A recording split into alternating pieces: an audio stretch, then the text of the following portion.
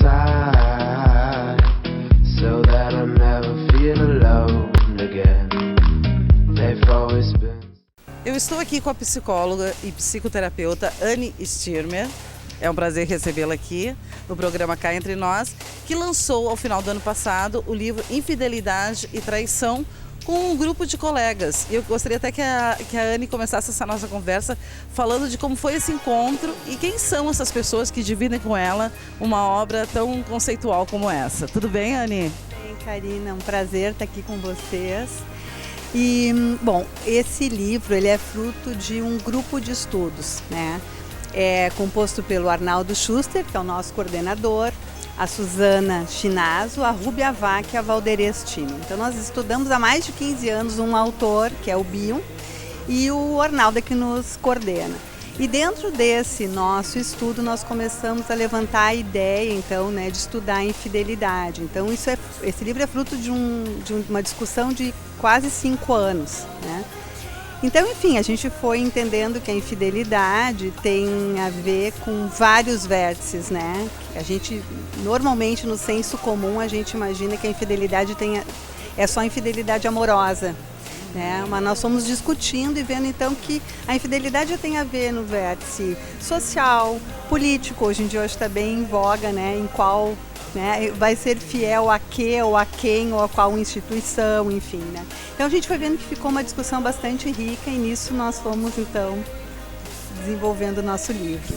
Bion, tu já tens esse nome recorrente na tua carreira, né? Eu queria que tu falasse um pouquinho para o nosso telespectador quem é esse pensador e como é que é a formação dele e de onde ele vem. O Bion, ele é um pensador, ele é natural da Índia. Depois ele ficou, mas ele é inglês, né? Depois ele estudou e morou muito tempo na Inglaterra.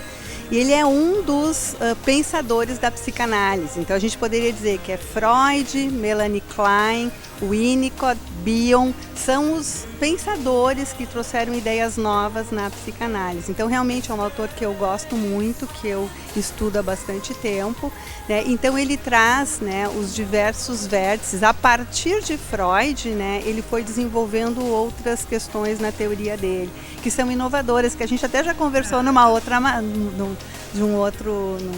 situação, né? Nós duas conversamos. E esse grupo, então, ele se propõe a estudar especificamente esse autor.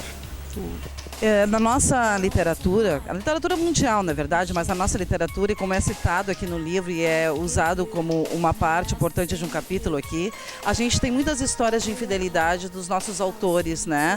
Ou dos autores de língua portuguesa, melhor dizendo. E aqui tem também uma referência a Machado de Assis. Eu gostaria que tu comentasse justamente essa história de Machado de Assis, de como é que ela foi trabalhada no livro.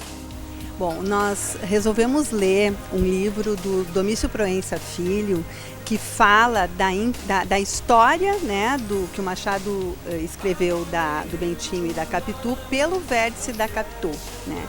Então nesse livro ele mostra como a relação dos dois ela foi se deteriorando, né, em função das desconfianças do Bentinho. Então o que nós entendemos, né, na nossa discussão, e a gente tem no livro uma sessão fictícia de terapia de casal, né? Nós entendemos assim, que o Bentinho e a Capitu, eles teriam casado e teriam feito um contrato de que eles não poderiam modificar, de que eles não poderiam crescer como pessoas. Eles teriam que continuar fiéis àquelas pessoas que eles foram desde que se conheceram. Isso acontece, isso a gente pode colocar nos casais hoje em dia. As pessoas casam com uma pessoa e imaginam que essa pessoa vai ser igual ao resto da vida. Então, na verdade, o que a gente entende é que porque a nossa libido ela é poligâmica, nós teríamos que casar todo dia com a mesma pessoa, porque essa pessoa, na verdade, está diferente. Então, o que a gente entende então, no vértice da Capitu e do Bentinho, que ele começou a ficar muito invejoso e achando que era uma traição ela ter modificado.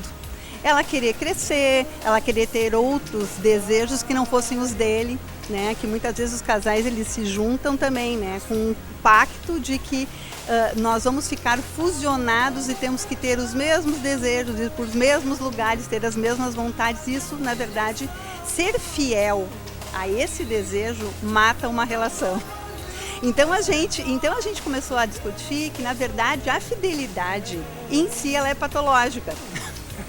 Porque a fidelidade como uma obrigação, onde te impede de pensar, de avaliar, eu estou bem, estou mal, quero modificar, quero fazer outras coisas, tu ter dúvida em relação a isso é saúde. Então, na verdade, a gente pensou assim, bom, no momento que tu tem que ser fiel, porque o Deus quer, porque o pai e a mãe querem, porque a sociedade me obriga, isso seria um estado patológico. A fidelidade em si, como uma obrigação, ela é patológica. Então a gente optou por colocar assim, de que o saudável seria tu seres não infiel. Que seria uma escolha que parte do teu desejo. Eu tenho um desejo consciente, eu amo essa pessoa e eu vou estar com essa pessoa porque eu quero. Não porque tem toda uma sociedade ou por dogmas ou normas que me fazem eu ser fiel. Então, no caso da Capitu e do Bentinho, que a gente enfoca, é exatamente isso. A Capitu começou a ter outros desejos que não eram os mesmos dele.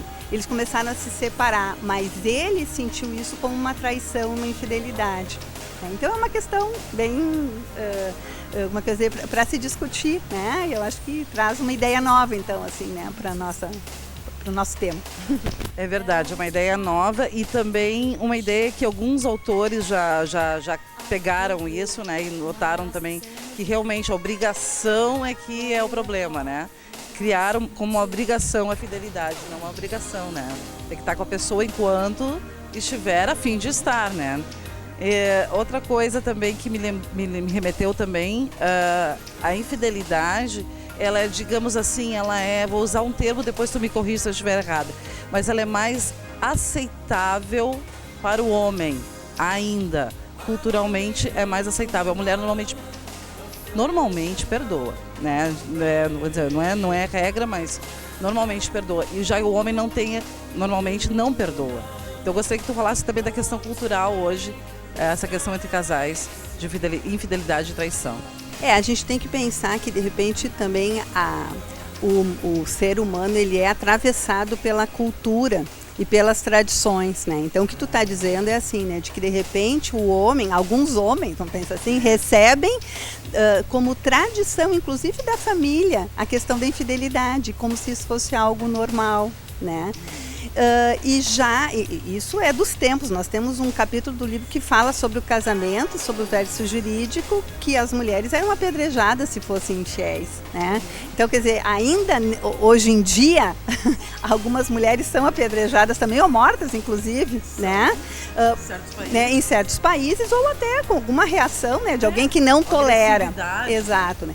Mas o que a gente começou a ver, né, na nossa discussão, é que a gente tem que ver sempre, eu acho que isso o nosso autor diz muito, que a gente tem que ver sempre uma situação sob diversos ângulos, né?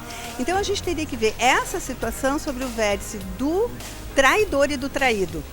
Sim. Então, quer dizer, né, o traído, geralmente é aquela pessoa que está vitimizada, né, por uma situação, né, de que foi pega de surpresa. Agora, muitas vezes numa relação, o traidor é aquele que está com a incumbência de denunciar quando uma relação não está mal. Então, o que a gente tem visto também é que muitas vezes uma separação ela ocorre, né, porque alguém não tolera que o outro traiu, mas que aquele traído ele vai se dar muito melhor muitas vezes do que o traidor, que ficou com todo o peso de ter que levantar essa bandeira. Então, a gente não separou muito o homem e a mulher, embora tu tenhas razão. Eu acho que tem algo da nossa cultura que parece que perdoa, ou assim, que para o homem ser um infiel é motivo de orgulho, para a mulher é motivo de vergonha, né? Embora eu acho que esteja mudando, mas eu acho que ainda nós carregamos isso dentro dessa tradição, vamos dizer, né, que vai sendo recebida. Mas então acho que o que eu acho importante nisso, que a gente discutiu muito, é isso, né? O vértice dos dois lados, né? Como sofre também aquele que trai, porque ele está de alguma maneira denunciando essa situação que não está bem nesse casamento. E muitas vezes o perdão, seja de um lado ou seja do outro, do homem ou da mulher, ele se dá porque no frigir dos ovos as pessoas vão conversar e vão ver, não, o que eu tenho de valoroso é essa relação.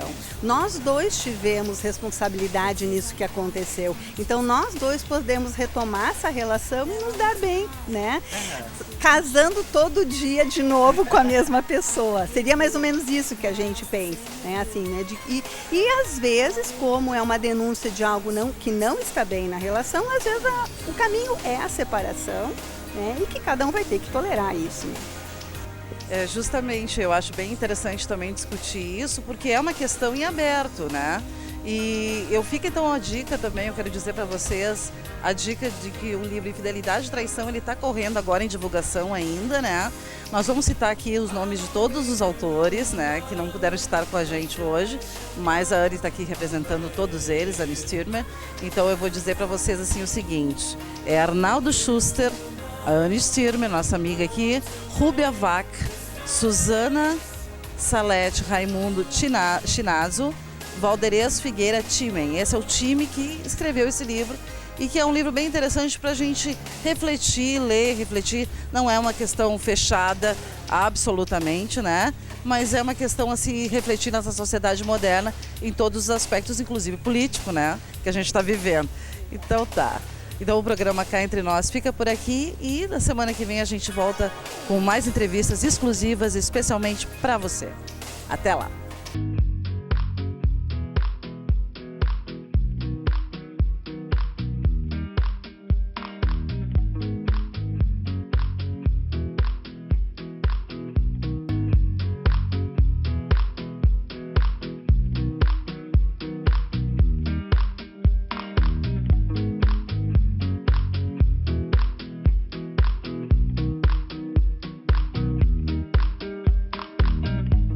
You by my side, so that I never feel alone again. They've always been.